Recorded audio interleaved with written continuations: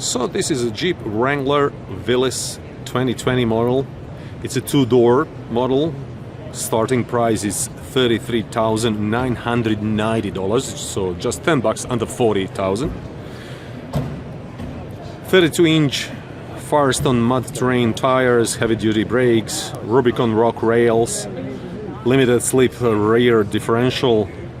It has 3.6-liter V6 engine with 258 horsepower and 260 foot-pound of torque. So that's pretty good car, and now we're gonna film it a little bit around it so that we can see every angle on it. Nice wheels, Willys, famous Willys model. Doors, of course, can be taken off just like a roof, so you have a perfect beach or outdoor vehicle.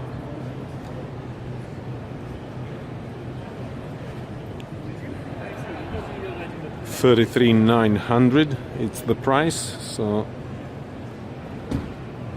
and for that price, of course, you get the doors as well.